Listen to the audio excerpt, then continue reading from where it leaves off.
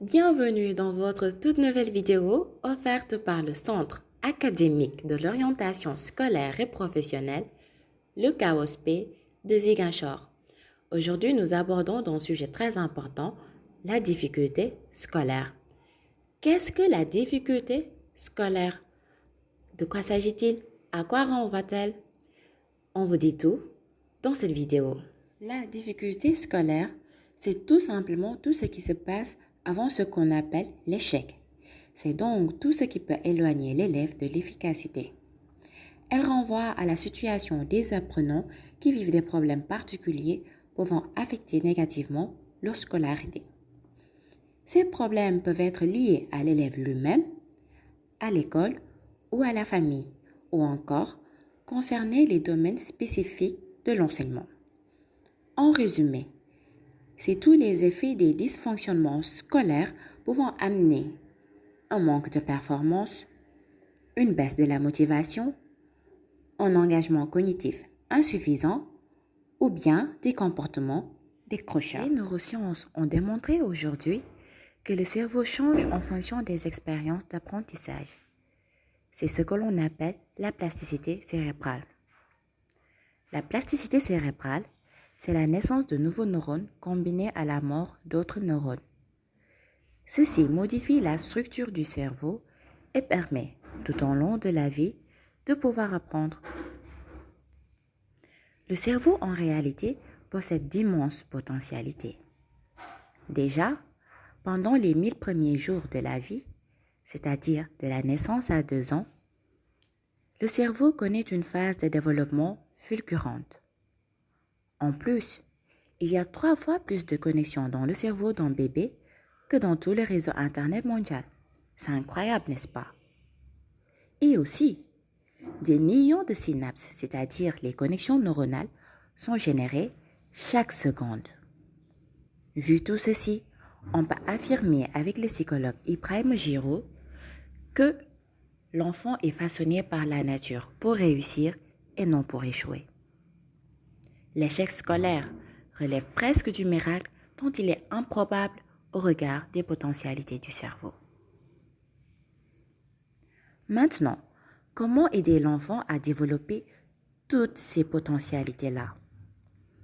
Il faut alors bien connaître ses besoins principaux, que sont les besoins primaires, le besoin de relation, de mouvement, le besoin de jouer et également le besoin de protection. Voyons maintenant quels sont les signes de la difficulté scolaire.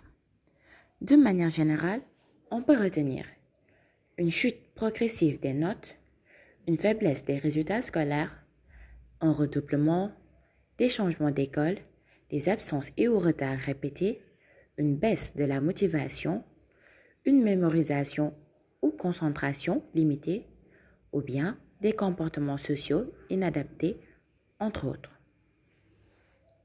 Mais qu'est-ce qui provoque ces difficultés scolaires? Quelles sont ses origines? 3 entités peuvent être ici impliquées. Tout d'abord, la famille. Lorsque certains besoins de l'enfant ne sont pas pris en charge dans l'exercice de la parentalité. L'élève, lorsqu'il n'adapte pas ses stratégies d'apprentissage par rapport à son profil cognitif, ou simplement quand il n'a pas une bonne hygiène de vie, par exemple. Et l'école, lorsque les méthodes pédagogiques, les langues ou l'attitude des enseignants sont inadéquats. Comme on sait c'est quoi la difficulté scolaire, comment elle se manifeste et ses origines, analysons maintenant les bonnes attitudes parentales à avoir pour accompagner un élève en difficulté scolaire. Il faudra tout d'abord, au plan social, se baser sur la discipline positive, c'est-à-dire utiliser un modèle d'éducation qui met l'emphase sur les aspects positifs du comportement en encourageant l'enfant, en coopérant et en étant à l'écoute. Il s'agira d'adopter une attitude de bienveillance, mais également la fermeté.